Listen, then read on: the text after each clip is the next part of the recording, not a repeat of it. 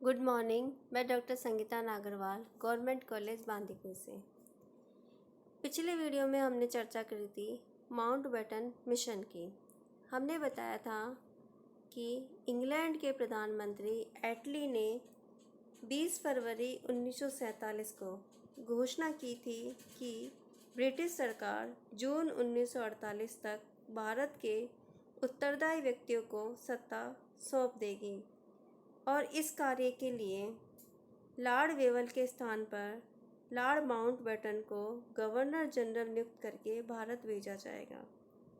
24 मार्च 1947 को Mountbatten governor general का पद ग्रहण करके भारत आए।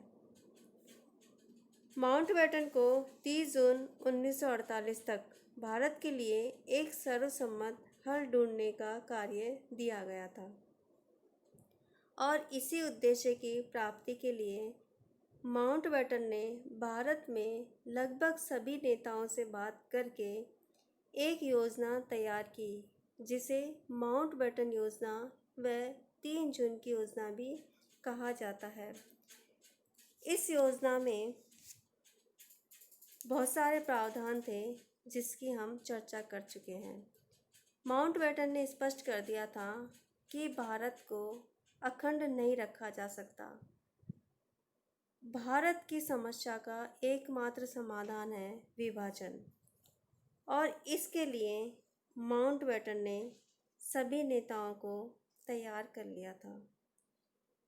इस प्रकार माउंटबेटन योजना को सभी भारतीय नेताओं ने स्वीकार कर लिया।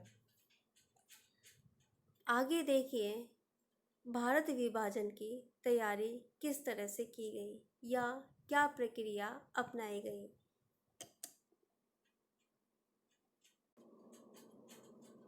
देखिए यहाँ पर भारत के सभी नेताओं ने माउंटबेटन योजना को स्वीकार कर लिया था, लेकिन सत्ता हस्तांतरित करने की तारीख अभी तक निश्चित नहीं की गई थी।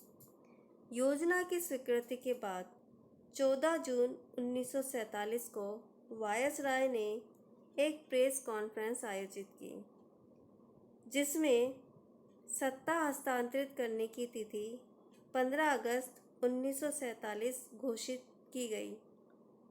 इस घोषणा से स्वयं ब्रिटिश प्रधानमंत्री एटली भी बहुत आश्चर्यचकित थे। उनको उम्मीद नहीं थी कि माउंटबेटन भारत की आज़ादी की घोषणा इतनी जल्दी कर देंगे।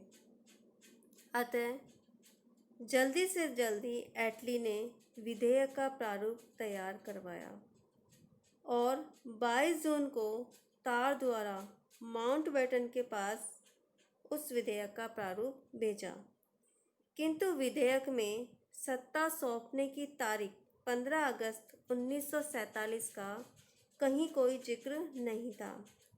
वायसराय ने 28 जून को तार द्वारा एटली को सूचित किया कि प्रेस कॉन्फ्रेंस में तथा भारतीय नेताओं को मैंने जो आश्वासन दिया है उसे देखते हुए मैं जोरदार सिफारिश करता हूँ कि सत्ता सौंपने की तारीख 15 अगस्त 1947 ही रखी जाए। इसके बाद की तारीख रखी गई तो हालात में मनोवैज्ञानिक तौर पर उल्टा असर पड़ेगा। प्रधानमंत्री एटली ने स्वीकार कर लिया और विधेयक में 15 अगस्त 1947 जोड़ दिया गया।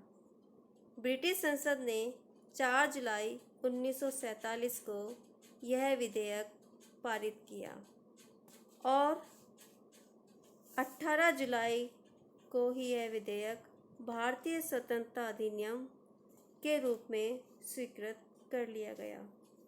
यह एक आश्चर्यजनक घटना थी, क्योंकि इस तरह का महत्वपूर्ण विधेयक इतनी अल्प अवधि में किसी संसद में किसी समय स्वीकार नहीं हुआ था। लेकिन इसका प्रमुख कारण था कि चर्चिल की टोरी पार्टी ने भी इस विधेयक पर अपना पूर्ण सहयोग दे दिया था। यहाँ यह बताना बहुत ज़रूरी है कि इस विधेयक का आधार माउंटबेटन योजना ही थी, जिसको पहले ही सभी दलों ने स्वीकार कर लिया था। 15 अगस्त 1947 को भारतीय स्वतंत्रता अधिनियम लागू हुआ और भारत तथा पाकिस्तान नामक दो स्वतंत्र राज्यों की स्थापना हुई। ब्रिटिश सरकार ने इन दोनों अधिराज्यों को सत्ता सौंप दी और इसमें ये प्रावधान किया गया कि जब तक नया संविधान न बन जाए तब तक दोनों अधिराज्यों की विधानसभाओं को अपने अपने अधिराज्यों के लिए कानून बनाने की अनुमति होगी। संविधान सभा को संविधान बनाने की शक्ति के अतिरिक्त वह समस्त शक्तियाँ प्रदान की गई जो 1947 से पहले केंद्रीय विधानमंडल के पास थी। ब्रिटिश सरकार की देसी रियासतों पर सर्वोच्चता समाप्त कर दी गई। ब्रिटिश सरकार ने इन रियासतों से जो संधियां की थी वो समाप्त हो गई और अब ब्रिटिश सरकार ने देसी रियासतों को स्वतंत्र कर दिया था कि वो अब चाहे तो पाकिस्तान में मिल जाएं या भारत में, या वो अपना स्वतंत्र अस्तित्व भी कायम रख सकती हैं। दोनों देशों के बीच बंगाल और पंजाब के प्रांतों का विभाजन कर दिया गया। दोनों देशों में गवर्नर जनरल के कार्यालय स्थापित किए जाएंगे, ऐसा भी प्रावधान था और प्रत्येक देश का या प्रत्येक राज्य का एक गवर्नर जनरल होगा। गवर्नर जनरल क्राउन का प्रतिनिधित्व करेगा। इस प्रकार भारत स्वतंत्रता अधिनियम 1947 के व्यवहारिक रूप से दो अधिराज्यों का निर्माण भारत और पाकिस्तान हो गया। पाकिस्तान में पूर्वी बंगाल, पश्चिमी पंजाब, सिंध, उत्तर पश्चिमी सीमा प्रांत, असम का सिलहट क्षेत्र, बहावलपुर, खैरपुर, बलूचिस्तान के मुख्य आयुक्त के प्रांत और इसकी 8 अन्य रियासतें शामिल की गई। बंगाल प्रांत का अस्तित्व समाप्त हो गया। दो नए प्रांत पूर्वी बंगाल और पश्चिमी बंगाल अस्तित्व में आए। पंजाब में दो नए प्रांत पश्चिमी पंजाब और पूर्वी पंजाब अस्तित्व में आए। सर सिरिल रैडक्लिफ की समिति ने नए प्रांतों की सीमाएं निर्धारित की। सशस्त्र एवं नौसेना बलों का भी विभाजन कर दिया गया। दोनों देशों में विधानसभाओं का निर्माण किया गया। माउंटबेटन के स्थान पर स्वतंत्र भारत के नए वायसराय की नियुक्ति की गई। 14 अगस्त 1947 पाकिस्तान का आज़ादी दिवस रहा और 15 अगस्त 1947 भारत का आज़ादी दिवस। पंडित जवाहरलाल नेहरू भारत के नए प्रधानमंत्री बने।